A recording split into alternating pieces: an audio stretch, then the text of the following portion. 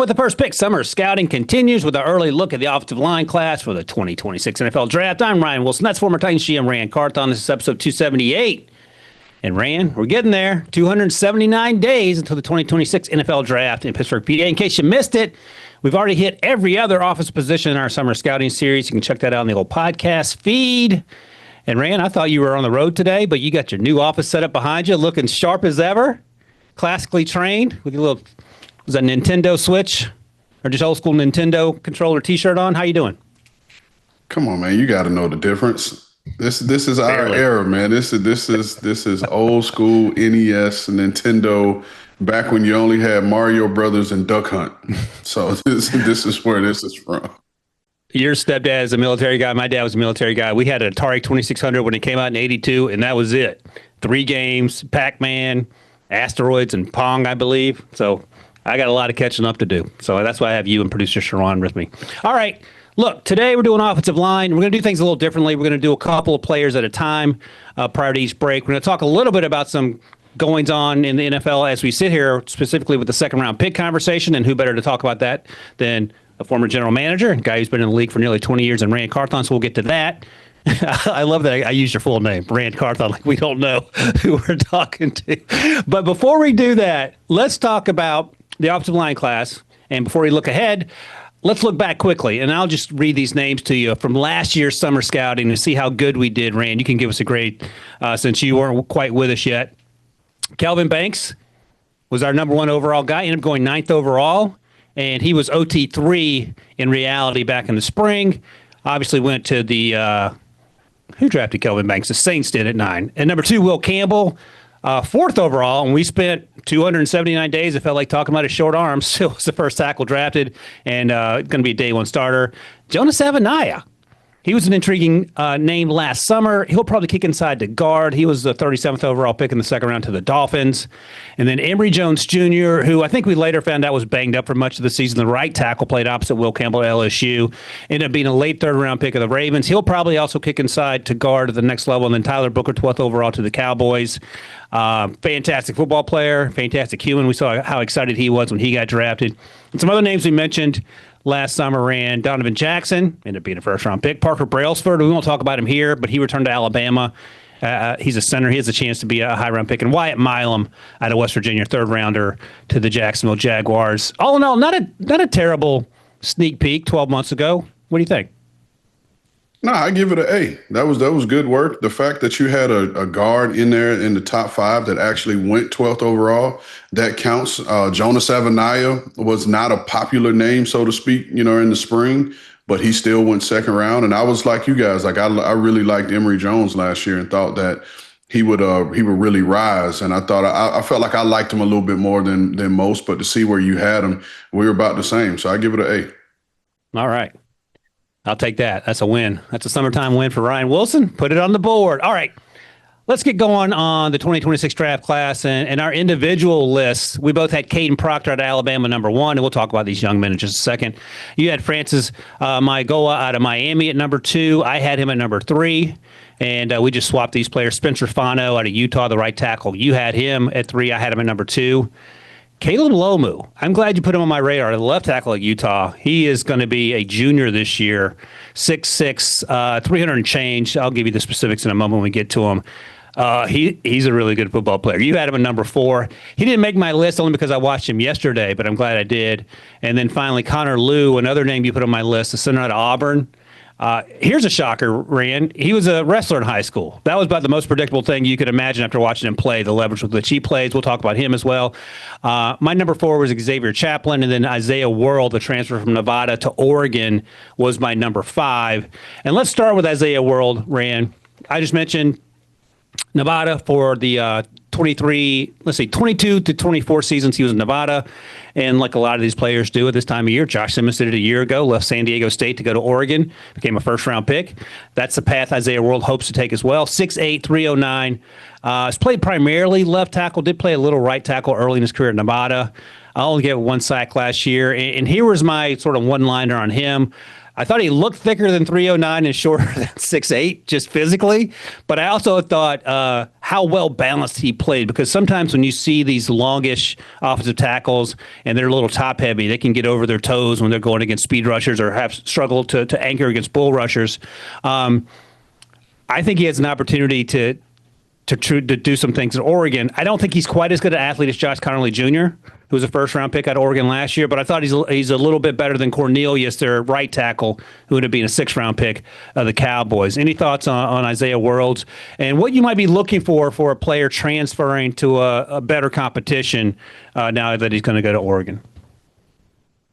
Well, I had Isaiah a little bit further down on my list. I don't have it in front of me right now, but just looking at what I saw on the Nevada tape, I saw a developmental player. I like the traits. You like the size, the length, the overall athleticism, but I just felt like from a fundamentals and technique standpoint, he was a little all over the place. And so what I'm interested in seeing is him get to Oregon. And, no shade to anyone in Nevada, but you would have to think that the coaching there will be a little bit different. And he's going to play against a higher caliber player there. So now we'll really get to see where he is. I saw him as a guy probably initially I think he can play both left tackle and right tackle. And I just see him more right now as a developmental player that I'm not so sure he's quite ready to play in the NFL on Sunday. So I see him more right now coming in. If we had to start the NFL season and he was on a roster, at best he'd be your third tackle. But I'm just excited to see where his development grows with those athletic traits that he has, and now moving on to Oregon and playing against a higher caliber player. Hey, what did you think of Josh Connerly Jr. 12 months ago in terms of being a developmental player and how far he needed to go? He obviously made his way into the first round. I think he has a lot of room for growth in terms of the technical side of things, athleticism through the roof. But did you have any thoughts on him, or was he even on your radar 12 months ago? No, he wasn't on my radar 12 months ago, at this time. But as soon as I watched the tape, it made you go back. And so I would always go back anyway and watch previous year's tape. And so I went back and watched previous year's tape at San Diego State, then loved what I saw at Ohio State. He was really, really high up for me prior to learning about the knee injury. And I try to leave guys where they're slotted and let the injury kind of, take care of itself. But he was a guy I thought really, really highly of. And then I've said it time and time again on this show, on other shows, that if he's healthy, we're looking at a top 10, top 15 pick. Right. So the the Chiefs got what feels like a bargain in the bottom of the first round in Josh Simmons. And we talked to him at the Combine, and I asked him, why did you leave San Diego State? And he essentially said, I wanted to play against better players. No disrespect, sort of what you just said here, to SDSU. And through October, he looked pretty good. And in person, he is enormous, which checks the physical box off the top. All right. So Isaiah World tied for 5 with your guy, Connor Lew, out of Auburn. And 6'3", 300 unofficial. You can correct me if you have more accurate numbers than I do. He's only played center throughout his career. He started in 2023 as a true freshman midway through the season when the Auburn starting center got hurt. He won't turn 20 till August 2025, so 6-7 weeks from now. And I'll give you my comp, and then I'll let you take over. So prepare to be happy or sad. Zach Frazier, my guy out of West Virginia, Steelers second-round pick from a few years ago. He can play in zone schemes, this guy, because of athleticism, gets to the second level, does all those things. He sustains blocks. Sometimes you see these undersized quotation mark centers struggle with anchoring. I never saw that with Connor. What were your thoughts on Connor Lew? I think you like him. You put him on my radar, and he was a lot of fun for me to watch, at least. Nah, he was fun, man. He was a ton of fun to watch. A scrappy guy. And the games I watched him against real dogs. I watched him against Georgia. I watched him against Texas A&M. And right now you see a guy, he has size, he has length. And you mentioned the lack of true bulk. And so that's the area where he's going to have to improve. But I think the thing that gave me some peace in evaluating him was knowing that the tape that I watched was a guy that was between the ages of 17 and 19, if you went back and you watched some previous year's tape. So this is a really, really young guy. And like you said, he'll be 20 years old by the start of their season. So this time next year, if he comes out as a true junior, he's still a 20-year-old who is developing and growing into his grown man body. So I see a ton of upside there, a ton of potential. I think he's, like you talked about, his athleticism, everything he does is under control. He's under control. You never really see him too far outside of his frame in a lot of things. And that kind of lends to his wrestling background. Wrestling is about balance and being under control. And you see that translate for him on the football field. Were you a wrestler in high school? I, Why are you I laughing? wrestled. I wrestled for one practice, and I was like, "Yep, nope, not for me." You must have wrestled me because I only wrestled one practice too. I was like, nope, I was not. Like I just talked about our parents being in the military. My dad told me early on because he knew. He said, "I don't think you're fit for the military," and he was exactly right about that. That's why I'm hosting a podcast, I suppose. All right. Oh, one thing I want to mention. So I have like an early second round grade. If we're going to put a grade on it for Connor, even though he's incredibly young and maybe he comes back, we don't know. And I only have Isaiah World slightly ahead of him in terms of my ranking. So late first round, early second. They're about in the same range for me, but it sounds like, let's say you need a tackle and you need an interior offensive lineman. Which one are you taking first? If I'm choosing out of these two, you give me Connor Lou, and that's just me staying true to my rankings.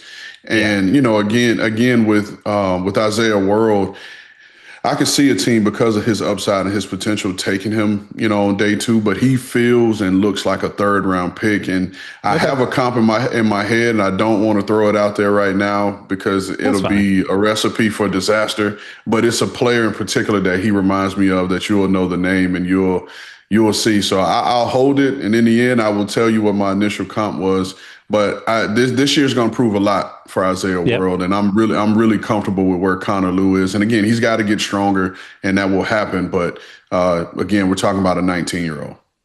Right. No, that's right. And I think we need to be wary about undervaluing interior offensive linemen because my guy Zach Frazier was a second round pick and he started from day one and he's been as consistent as they come and he solved their problem on the interior. Now they have some tackle issues that they need to get guys healthy for in Pittsburgh, but if you're taking Connor Lou, I feel like you don't have to worry about the interior offensive line for a decade. All right, let's take a break here. When we come back, we're going to hit number 4 and number 3 in our list. And number 4, I'll give you a little sneak peek, is Rand's guy Caleb Lomu, the left tackle out of Utah, who is a really fun player. And then we'll talk about his inmate, right tackle, Spencer Fano, as well. And we'll do that right after the break.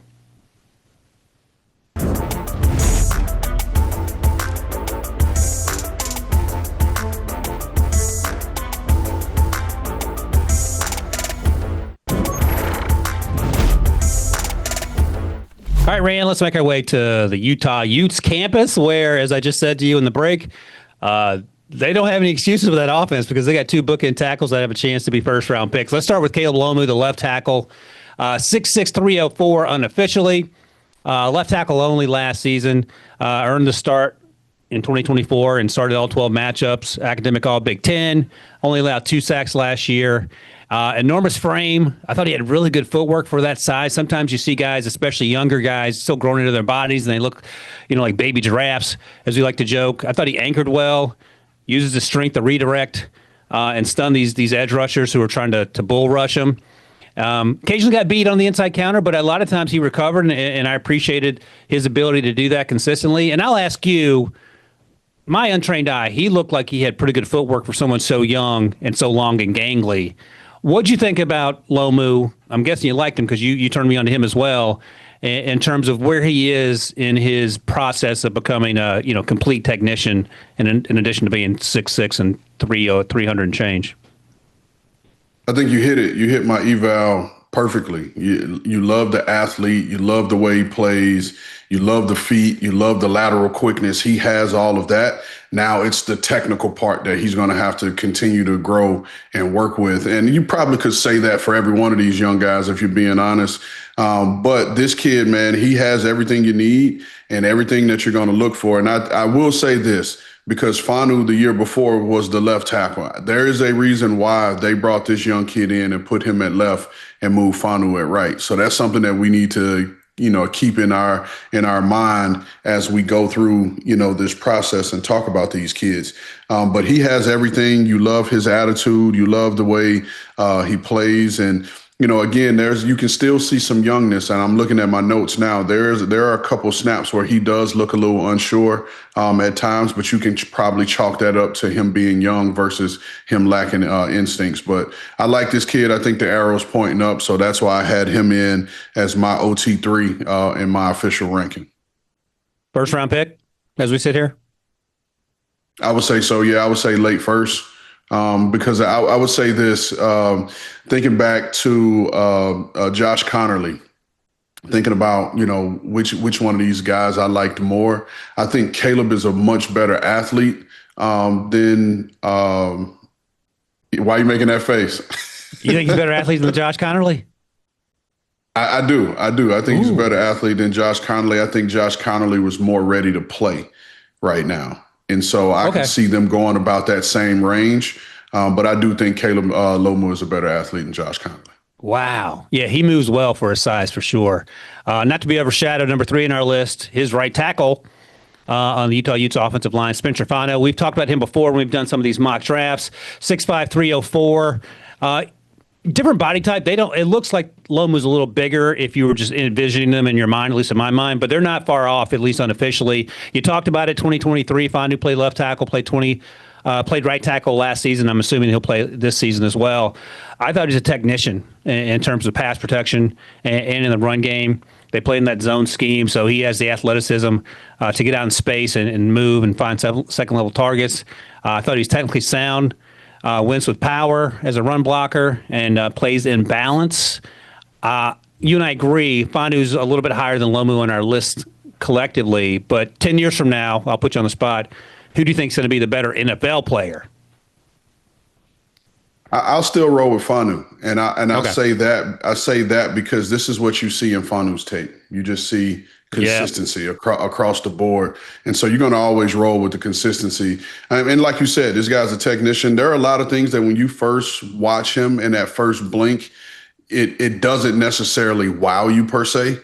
But then when you look up, you're like, okay, he executed his assignment. His man isn't making a play. And then you keep watching. And so my early blink, I was like, oh, okay, yeah, I like him. This guy's good. But then as I'm watching other guys, when we start watching the edge guys, and I'm watching some of these edge guys against Utah, and I'm peeking over at him, or when I started watching Lomu and I'm peeking over at him, it gave me even more appreciation of his game, which is why he's my OT2 right now. So my comp for him was Troy Fautanu, the left tackle out of Washington, who's a Steelers first-round pick, and I think he's going to be playing on the right side. Injured last year during his rookie year in Pittsburgh, so he didn't play. What do you think of that comp? Yeah, I can see that. I think Troy was a little more athletic. I thought he was a little lighter on his feet, personally.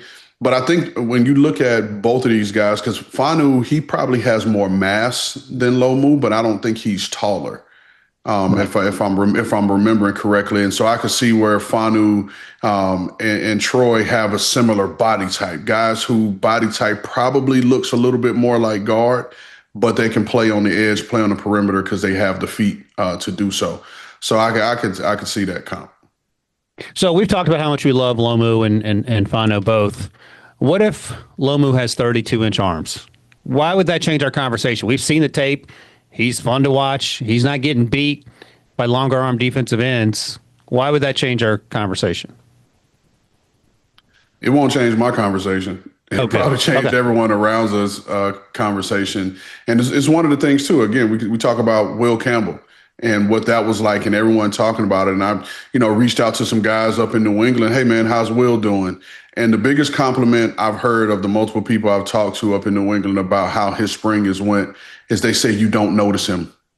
You don't notice him out at practice, which for a young guy that's 4th overall pick, you plugging him in, putting him as your starting left tackle, and he looks like a vet out there. You don't notice him. That says a lot about who he is. And so to this point, the 32-inch arms or whatever his arm length was has not played a part in it.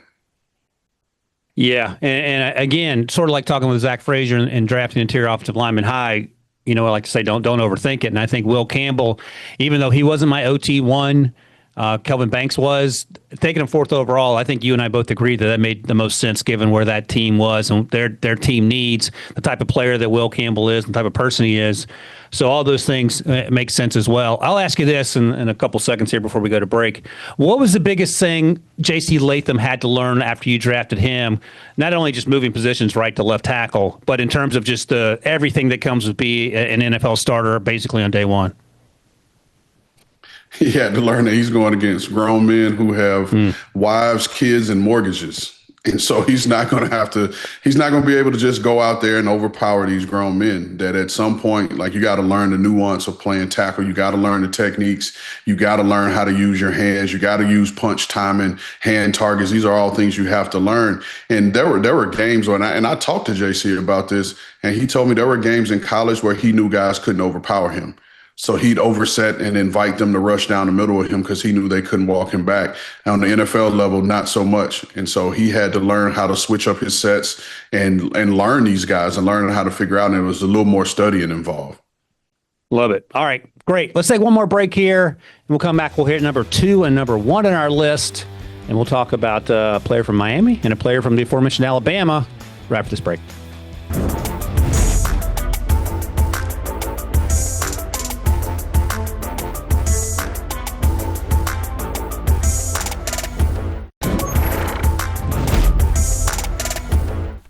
All right, Ran, we'll head down to Coral Gables, University of Miami, and talk about Francis Mauigoa, right tackle down there. Played there last season, played there in 2023 when he started. Only gave 1 sack a year ago. I thought he's an earth mover in the run game, enormous size, 6'6", 315. I don't know if I mentioned that already. I thought he's insane athleticism for that size, plays with an edge. And I'll just stop there and ask you this. When you're watching tape, even before you interview a guy for the first time, can you get a sense of whether they got a chip on their shoulder or whether they're maybe you want to see a little more toughness in the way they play? Because when I watched Francis, I was like, okay, this guy probably eats nails before he goes out there and plays because he takes it out on defensive linemen. And I thought there was a lot to like in his game. And the follow-up, I guess, is any concerns that he's quote-unquote right tackle only? So, yeah, you can definitely notice, these guys and their mentality and their toughness and their grit. To quote one of the great coaches in the NFL and one of the great coaching personalities, Dave McGinnis, this guy's a glass eater. Now, I just take that for what it's worth. Shout out to Coach Mack. But this guy does play with an edge and a chip, and you feel that. You like to watch offensive linemen who play to the echo of the whistle. Not to the whistle, but to the echo of the whistle. And those are the guys that you see finish. I think this is a thickly built, well-proportioned guy. I think he has natural brute strength and power, and you see it in the run game. Now, the tricky part in what he's asked to do at Miami, they're not asked to run off the ball a whole lot, right? So you don't really get to see a ton of leg drive until he latches on or him coming off the ball that way. But he does have everything in his body to generate push and vertical push off the ball and move guys, like you called him, an earth mover. And then in the passing game, you cannot overwhelm this guy with power. Like, that's just not going to happen. And so for me, I think because of his body structure, and you've gotten to know me and know I look at these guys and I, base everything off their body structure and not necessarily their measurables. And I saw him at the pro day this past year, just walking around, and his body structure to me just read guard. I don't know that he is going to measure in at 6'6". I'll be interested to see. I think it'll be probably around that 6'4" and some change range, but this is a massive built dude. And I think his body structure, the width of his body structure says guard. And I think this guy could develop into a really good guard in our league. I think that actually mirrors my comp for him because there's a lot of conversation about this young man moving inside the guard. He stayed at tackle. He played right tackle in college, stayed at tackle in the pros, and was successful as a rookie. Tell me what you think of this. And I think this young man probably weighs 10, 15, 20 pounds more. Tully Fuaga, who was the Saints' first-round draft pick, also had a glass-eating edge to him, it felt like. And the conversations were he's thick, maybe kick him inside, left him outside, it worked out. You okay with that comp? And if not, were you interested in moving Tully inside back a couple years ago, or you thought maybe he had a chance to be successful as a tackle? Yeah, see, so this goes back to the body structure conversation. Because Fuaga, he was definitely, and I can say this now, he was definitely in the conversation for us at pick 11 when we in that first draft. Really liked him a lot as a tackle and saw him as a guy that would be a tackle in our league. Now, I felt like you can get by with him as your left tackle, but I thought he would be a really good starting right tackle. Now, he proved me wrong because he's been a really good left tackle for the Saints in his 1 year there. But I didn't see him as being a guard because, again, his body structure was taller, longer, more angular built than, say, Mauigoa. Okay, so it sounds like you had Tully a little bit higher than Francis in terms of who were stacking them in the same draft class, and it's interesting to hear that you like Tully as a tackle, and because as you noted, he had a pretty good rookie season for the Saints, and now they have Kelvin Banks coming in there, so they're getting that offensive line together, at least on the edge. All right, number one on our list, we both agreed on this. I don't even know how close it was, if we're being honest, because as you said, you like Mauigoa, perhaps kicking inside. Kadyn Proctor, Alabama left tackle. He allowed 3 sacks last season, make of that what you will. 6'7", 269. I wonder when the last time he weighed 269 was. I'll just start with this. And you and producer Sharon don't know anything about this, but he shot put guy. So he looks like he would be a shot put guy. I don't know what his numbers mean. Producer Sharon informs me he's a shot put guy too. Producer Sharon was the decathlete apparently. So here's my comp for Kadyn Proctor, and then I'll let you run with it because you know this young man well. I wrote J.C. Latham, but 2 inches taller and 20 pounds heavier.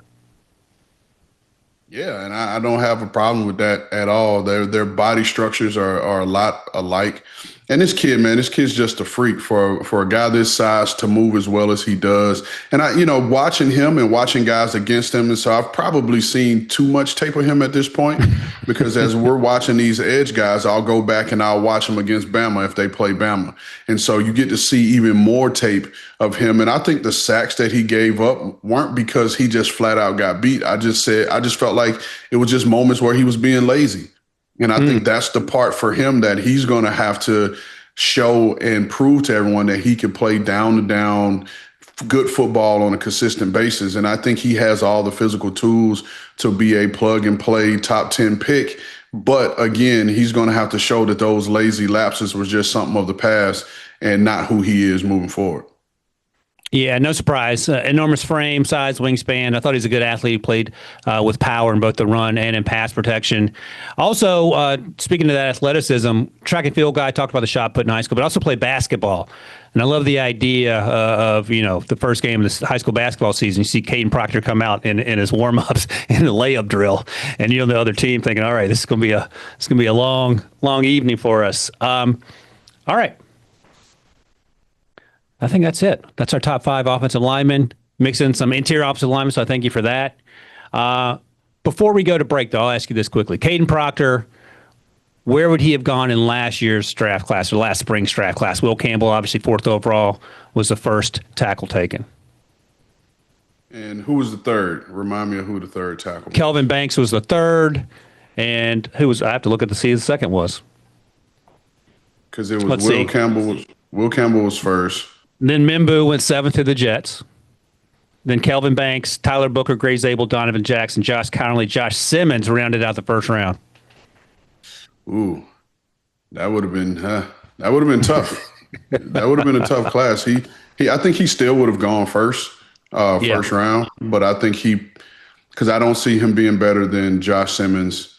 He would be in that conversation with Connerly, probably if he came out last year. Right. And I think if we're just looking at physical ability, he's up there with those top guys from a physical ability standpoint, but you got to go with what you see on tape. And so the tape probably would lend towards that 20th range for me. Yeah, Connerly went 29th to the Commanders, and then Josh Simmons went 32nd in the trade down to the Kansas City Chiefs. He had the knee injury suffered in October. We've talked about that a bunch. The upside for Kadyn Proctor is this. He's got at least 12 more football games to improve his draft stock. And he's also in a class that as we sit here, I'm guessing won't have 8 guys go in the first round and along the offensive line. We'll find out together. But that's interesting. That's an interesting exercise because last year's draft class was sneaky deep at the offensive line position. All right. Our top 5 offensive linemen in the books. When we come back, we're going to do a little hit some NFL news of the day, specifically what's going on with these second-round picks and guaranteed contracts, and we're going to ask Ran about that right after this break.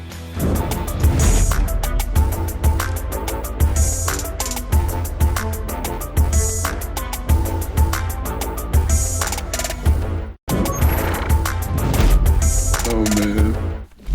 All right, Ran. Shaking your head, chuckling, living your best life. Let's talk about some NFL news here. And you are perfectly positioned to talk about this because you were a general manager. You had to deal with the contracts all the time. And there's this push towards second-round picks getting guaranteed contracts. And our buddy Jonathan Jones, our insider here at CBS Sports, wrote about this on the website yesterday on Thursday. And he wrote the entire ordeal is about two things. And I should preface this by saying back in May, Jaden Higgins became the first second-round pick to sign, fully guaranteed 4-year, $11.7 million deal. And then there's been essentially a holdout until yesterday, and then names started coming off the board in the second round. Here's some notable unsigned second-round picks as we sit here. If you're listening, Quinshon Judkins, the aforementioned Jonas Avenaya, Luther Burden, Tyler Shuck, the 40th overall pick, the quarterback for the Saints, Mason Taylor, Will Johnson still unsigned. But JJ wrote this yesterday, Ran. I'll get your thoughts about it. The entire deal is really about two things. The first is setting precedents. NFL players won't be able to collectively bargain fully guaranteed contracts, so they have to come through established precedents, whether that's Kirk Cousins or Deshaun Watson as veterans or rookies like Higgins, who just did it. And the second thing, JJ writes, is about recruiting, essentially for agents to say, hey, next year's client, this is what I got for this year's client in terms of the amount of guaranteed money, whether it's 78% or 100%. And that's also part of the equation. Do you have anything to add in terms of why they're dragging it to the feet? And this feels like something that at least hurts the player in the sense that they're not going to, if they're not there for the offseason workouts or training camp, might put them behind a little bit as they get towards the start of the regular season in September. All right, so here we go. Let's go.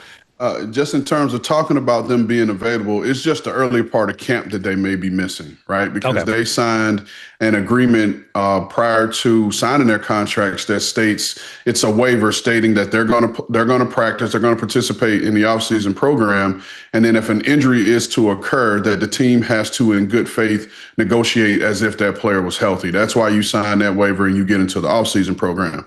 Now, second round picks and the potential of why they may or may not be signing. Let's go back to 2023.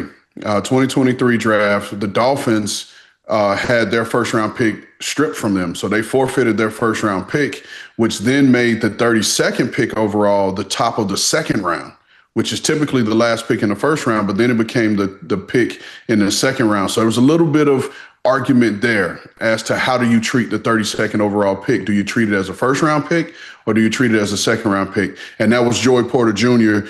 And I had it, but I don't know off the top of my head in terms of what his negotiations were and what his guarantee percentage was. But the very next pick, which was the 33rd pick, which was a quarterback, which was Will Levis, and I have the knowledge of that one. Will's contract at the time of signing was 91.5% guaranteed at the time. So just the way these deals are set up, every year that number is going to go up, right? So we've been inching towards these fully guaranteed deals for these second round picks for a couple years now. So this isn't a new thing, so to speak, but these percentages have creeped up. So like you said, the Houston jumps out, they set the precedent with the 34th pick, give it a fully guaranteed deal. And then you're Cleveland at 33. So now as Cleveland, you have to give your guy at 33 a fully guaranteed deal. So now you have two deals done, right? So then you come in, and if you're Cleveland, you're sitting there and you have the 33rd pick and the 36th pick. So at the 36th pick, it's now you have the thought of, if you gave it to 33, do you also give it to 36? And in the event that you were thinking about giving it to 36, let's throw in the fact that that pick was Quinshon Judkins, who just got arrested. And in a normal situation that may be facing some league discipline, if you face league discipline and you're suspended, then that triggers forfeiture of the guaranteed money. So now does that factor in to the negotiations for him at 36? Because we've seen Nick Eamon-Wari come in just, I think, earlier today or late yesterday, and now his deal just above 36 is fully guaranteed. So now that's going to set the precedent. 36 is going to be the next hurdle. What's going to happen with Quinshon? Because if Quinshon, you know now, because the 49ers signed Alfred Collins to an 88% fully guaranteed deal at 43. And so now that's the floor. That's the floor for picks 42 to 36.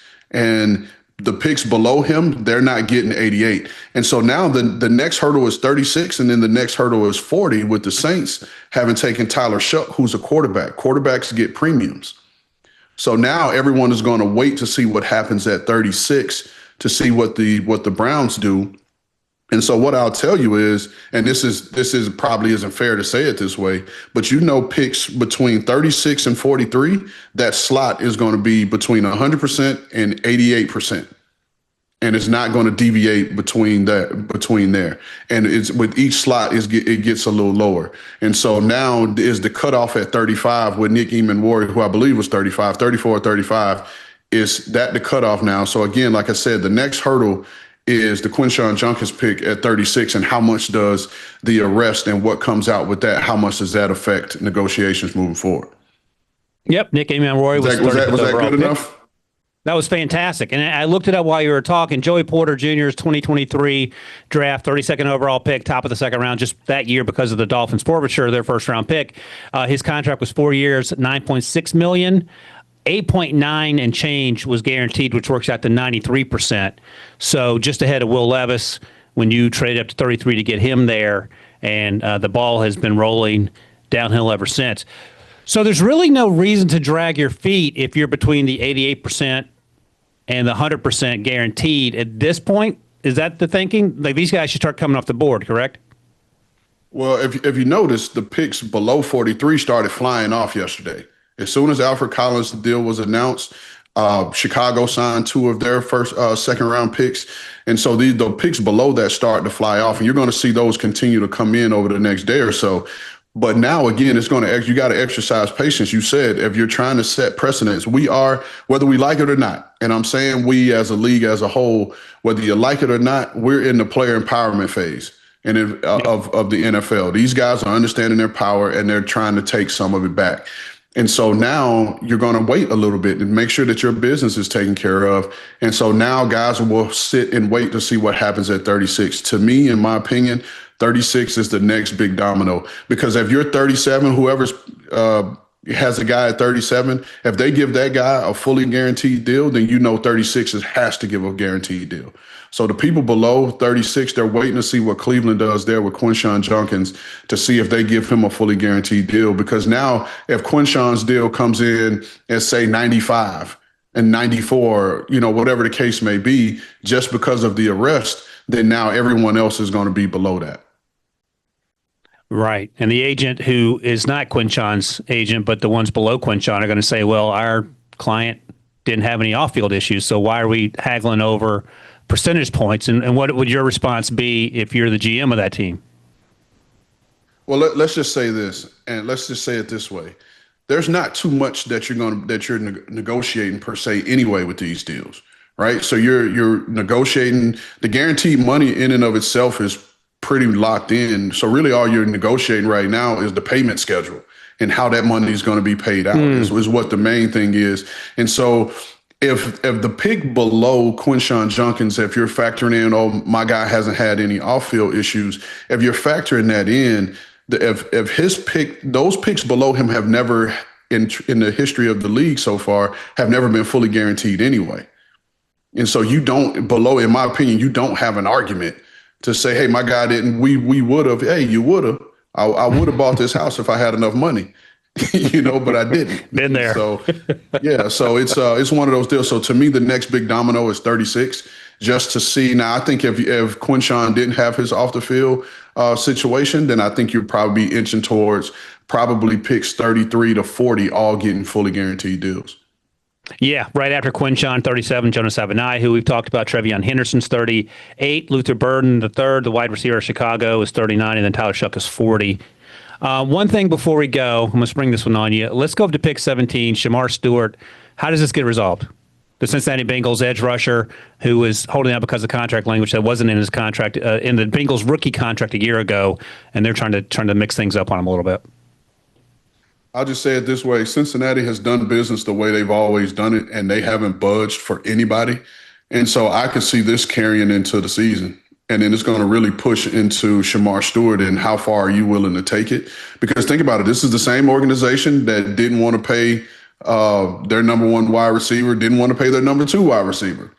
And so those conversations lingered for a full year. So now it's a game with chicken. Who's going to blink first? And typically what's always happened in these situations, the players always blink first. Yeah, and now he's going to be behind the 8 ball in terms of preparation, and there's a whole bunch of stuff, and he may have a bitter taste in his mouth, which I understand as well. They didn't want to pay Trey Hendrickson, their edge rusher, who's been there forever and one of their best players on defense. It goes on and on. I don't know if Joe Burrow's frustrated. I imagine he might be. He got his wide receivers paid, so that's good, but that team has to score 50 points a game in order to be competitive, even though they're trying to get better on defense. The whole thing with Shamar, we'll see how it works itself out. All right, we're going to come back here in the final few minutes. We'll recap what we talked about in terms of the offensive players during summer scouting and take a sneak peek ahead at the defensive players, and we're going to start summer scouting for defensive players next week, and we'll do all that right after this break.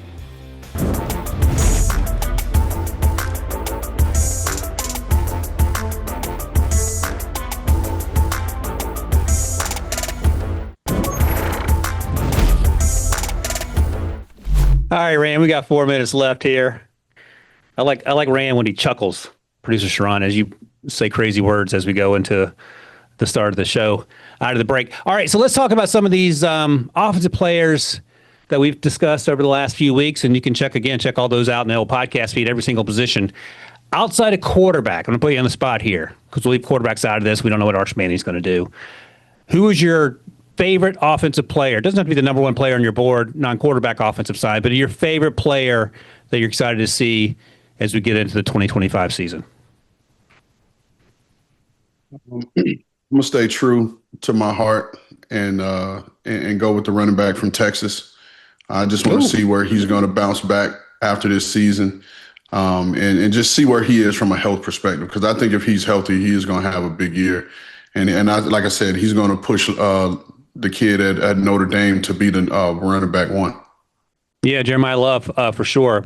Jeremiah Love banged up last year, but he played through it. C.J. Baxter, unfortunately, tore his ACL at the start of training camp for the Longhorns. So hopefully he gets back to full health and crushes it. I'm going to go with some wide receivers. Aaron Anderson, the undersized wide receiver at LSU, and his new running mate, Nick Anderson. Same last name. I don't think they're related. He transferred from Oklahoma. Didn't play hardly at all last year at Oklahoma because of an injury. But in 2023, he set the Oklahoma rookie or freshman touchdown record. He had 10 receiving touchdowns. So Garrett Nussmeier is not going to have any excuses in terms of guys to throw the ball to. And so I want to see what that looks like. And I'll give a shout out to my guy, Trevor Pena, Syracuse transfer at Penn State. Drew Aller is also not going to have any more excuses for all these Penn State fans that we work with who say, well, the wide receiver stunk last year. It wasn't Drew Aller's fault. Let's see what Drew Aller can do with Trevor Pena, who is my version of Xavier Restrepo from the Northeast here. All right, now we're going to look ahead, and we'll talk about some of the defensive players, positions or players if you want, over the next few weeks as we turn our attention summer scouting-wise to the defensive side of the ball. Is it fair to say you're most excited about the defensive line, both interior and edge rush? Because I know you, every 15 minutes, you're sending me a new name of someone to watch because you're pretty pumped about this group. Yeah, and I like and I can't wait to talk about those two interior guys because I really like them a lot, and I think they have the potential to be high-end players in the league. And honestly, I want to see how this edge position is going to shake out. And I know, there are tons of information out there about guys and I'm still waiting to see how this group is going to shake out. And I love D-line play, so excited about these guys. Stop yelling in our ear, Sharon. Yeah, Sharon always does me dirty coming out of the break, so I got to call you out now. So Peter Woods is the interior defensive tackle out of Clemson. His running mate TJ Parker's an edge rusher. There's your guy to Florida. There's a ton of guys to talk to, and I cannot wait to do that. But that'll be next week. For now, hope everyone enjoys their weekend. Thanks for being along with us for the summer scouting for the offensive side of the ball. And you can check out With the First Pick wherever you get your podcasts. Scan that QR code there. And I cannot wait to see, producer Sharon, what Rand has in the background next week. Books, more jerseys, more footballs, more houses, producer Sharon says. All right. Have a great weekend, everybody. We'll see you guys in the next one.